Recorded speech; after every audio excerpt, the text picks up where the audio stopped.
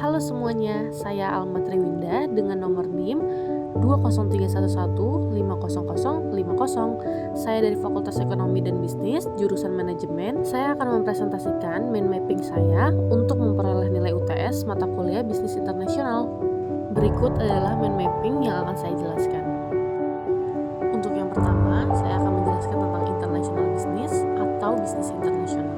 Pertama, saya akan menjelaskan apa itu bisnis internasional. Bisnis internasional merupakan kegiatan bisnis yang dilakukan antara negara yang satu dengan negara yang lain. Dalam hal perdagangan internasional yang merupakan transaksi antara negara itu biasanya dilakukan dengan cara tradisional, yaitu dengan cara ekspor dan impor. Bisnis internasional mengacu pada perdagangan barang, jasa, teknologi, modal dan atau pengetahuan lintas batas negara dan dalam skala global atau transnasional. Untuk yang kedua, mengapa kita harus mempelajari bisnis internasional? Untuk yang pertama, memperluas pasar dan meningkatkan pendapatan negara. Untuk yang kedua, peluang kerja yang terbuka. Dan yang ketiga, meningkatkan kemakmuran suatu negara. Untuk aktivitas bisnis internasional, yang pertama ada ekspor dan impor. Ekspor dan impor menjadi kegiatan perdagangan jenis tersebut yang sering dilakukan semua negara. Untuk yang kedua, ada barter. Barter atau tukar menukar barang masih sering dilakukan di beberapa negara. Yang ketiga, konsinyasi.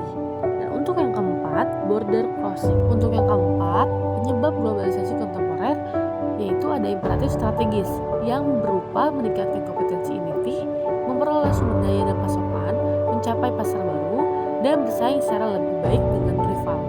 Dan yang kedua, ada penyebab globalisasi dari lingkungan. Yang pertama, isinya perubahan dalam lingkungan politik dan juga perubahan dalam lingkungan teknologi. Yang kedua, ada global market and center of business. Lokasi pasar global yaitu ada pasar Amerika Utara, Eropa Barat, Eropa Timur dan Asia Tengah, Asia Timur, Afrika, pasar Timur Tengah, pasar Amerika Selatan, ASEAN selain Indonesia, digital global, dan pasar Indonesia. Seberapa besar sih untuk pasar global ini? Pasar global ini sangatlah besar karena menghadirkan lahan baru yang bisa digunakan oleh bisnis dan perusahaan untuk menjual barang dan jasa mereka. Adakah prospek bisnis utama di pasar global ini? Ya, ada, karena pasar global memberikan kesempatan kepada seluruh pelaku bisnis untuk mencari keuntungan dari negara lain dan pada akhirnya dapat membantu pertumbuhan ekonomi negara dari berbagai hal. Produk atau jasa apa dari Indonesia yang berprospek bagus untuk masuk dan dikembangkan di pasar ini? Ada tiga. Yang pertama, bisnis kebutuhan bahan pokok. Kedua, bisnis jasa atau produk kesehatan. Dan yang ketiga, bisnis jasa layanan pengantaran atau delivery service. Untuk yang ketiga, saya akan menjelaskan mengenai global business environment, legal, teknologi, accounting, dan juga politik. Mengenai lingkungan hidup, sebuah perusahaan domestik harus mengikuti hukum dan kebiasaan negara asalnya. Sebuah bisnis internasional menghadapi tugas yang lebih kompleks. Ia harus mematuhi hukum tidak hanya di negara asalnya, tetapi juga hukum di semua negara tuan rumah di mana ia beroperasi. Baik hukum negara asal maupun negara tuan rumah dapat secara drastis mempengaruhi cara perusahaan internasional menjalankan bisnis mereka. Yang kedua, mengenai lingkungan teknologi. Dimensi penting lainnya suatu negara dalam perdagangan internasional adalah lingkungan teknologinya. Fondasi lingkungan teknologi suatu negara adalah bisnis sumber dayanya. Ketersediaan atau ketidaksediaan sumber daya mempengaruhi produk-produk mana dibuat di negara tersebut. Negara dapat mengubah atau membentuk lingkungan teknologinya melalui investasi. Sarana lain untuk mengubah lingkungan teknologi suatu negara adalah alih teknologi, yaitu pemindahan teknologi dari satu negara ke negara lain. Faktor penentu penting lingkungan teknologi suatu negara adalah kemauan perusahaan-perusahaan asing yang mengalihkan teknologi kepada negara tersebut. Tingkat perlindungan yang ditaruhkan undang-undangnya bagi hak kekayaan intelektual atau hak cipta merek dagang. Nama merek merupakan suatu aset penting sebagai besar perusahaan multinasional. Contohnya, negara Indonesia bekerja sama dengan Korea Selatan dalam pembelian 3 buah kapal selam menggunakan skema transfer of technology atau TOT. Lingkungan akuntansi, di mana pada dasarnya akuntansi adalah bahasa universal bisnis. Tanpa adanya sistem akuntansi yang efektif dan dapat dipercaya, bisnis internasional tidak akan mampu bertahan di tengah persaingan yang ketat. Dalam lingkungan akuntansi ini, kalian bisa dapat melacak keuangan secara efisien, menghadapi peraturan dan standar internasional, menilai kinerja bisnis secara objektif, membantu dalam pengembalian keputusan strategis, memperoleh kepercayaan dari mitra bisnis dan investor.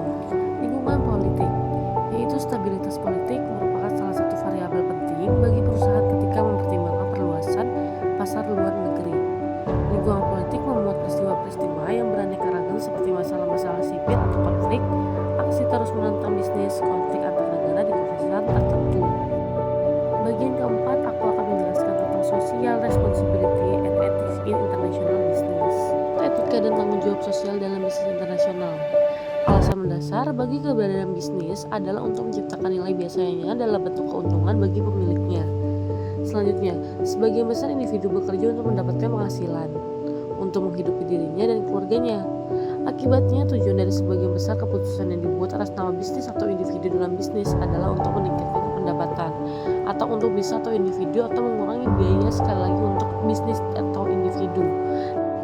Dalam kebanyakan kasus, pengusaha membuat keputusan dan terlihat dalam perilaku, baik perilaku pribadi atau perilaku organisasi mereka dapat diterima oleh masyarakat. Kami mendefinisikan etika sebagai keyakinan pribadi seorang tentang apakah keputusan, perilaku, atau tindakan adalah benar atau salah.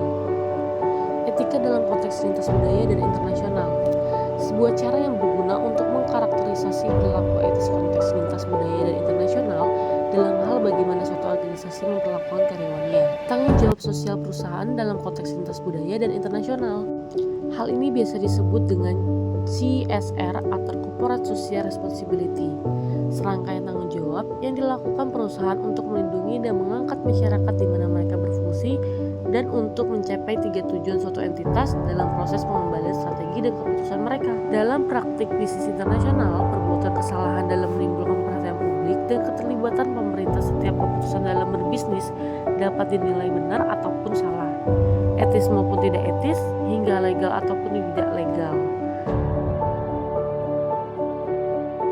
Perdagangan internasional dan ekonomi dunia. Asia adalah benua di mana Indonesia berada. Asia ini sendiri memiliki banyak sekali kebudayaan, kultur, serta tradisi yang bermacam-macam dari negara yang berbeda-beda.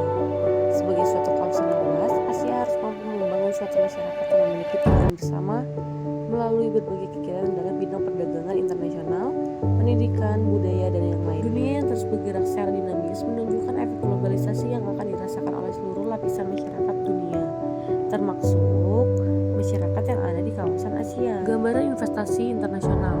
Investasi adalah mereka yang memiliki pendapatan yang dipergunakan bukan untuk tujuan konsumsi melainkan investasi. Investasi dalam pengertian sehari-hari adalah menanamkan uang saat ini untuk mendapatkan manfaat di kemudian hari. Dengan kata lain, investasi adalah awal dari suatu kegiatan bisnis. Nah, di sini ada investasi yang terjadi karena suatu keharusan, investasi yang terjadi karena keinginan. Teori investasi internasional. Investasi berarti setiap kegiatan yang meningkatkan kemampuan ekonomi untuk memproduksi output di masa yang akan datang. Secara umum, investasi dapat diartikan sebagai pengeluaran untuk pembelian barang, modal, dan peralatan produksi untuk meningkatkan kemampuan perekonomian dalam memproduksi barang dan jasa. Peningkatan jumlah barang modal memungkinkan perekonomian untuk memproduksi lebih banyak barang dan jasa di masa depan. Teori ekonomi mendefinisikan investasi atau investasi real sebagai penambahan dan pembelian barang modal dan peralatan produksi dengan tujuan menambah barang modal yang digunakan untuk memproduksi barang dan jasa di masa yang akan datang.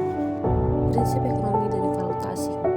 Valuta asing atau yang bisa disebut dengan falas atau yang dalam bahasa asing dikenal dengan foreign exchange atau forex merupakan mata uang yang dikeluarkan sebagai alat pembayaran yang sah di negara lain. Valuta asing akan mempunyai suatu nilai apabila valuta tersebut dapat ditukarkan dengan valuta lainnya tanpa pembatasan. Dan tempat bertemunya penawaran dan permintaan valuta asing disebut dengan bursa valuta asing atau foreign exchange market. Jadi prinsipnya, memiliki uang dari suatu negara memberikan kemampuan untuk membeli barang dan jasa yang diproduksi atau aset yang dimiliki oleh penduduk lain di negara tersebut. Namun, untuk membeli barang dan jasa yang diproduksi oleh penduduk negara lain, pada umumnya mengharuskan kita membeli mata uang negara tersebut. Ini dilakukan dengan menjual mata uang negara dengan penduduk yang diinginkan untuk bertransaksi. Secara resmi, mata uang seseorang telah digunakan untuk membeli valuta asing atau foreign exchange, dan dalam melakukannya, pembeli telah mengkonversi daya beli negara penjual. Struktur pasar valuta asing merupakan perkembangan dari satu fungsi utama uang bank komersial, yaitu untuk membantu nasabah dalam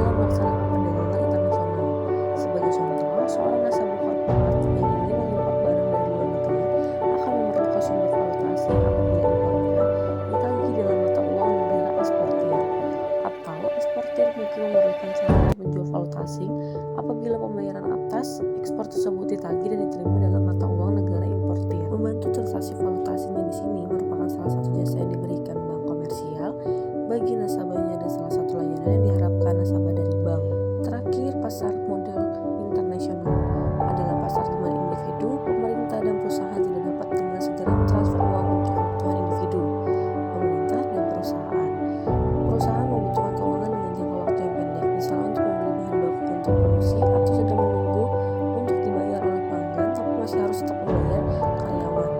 Dengan demikian, sebagian besar mereka akan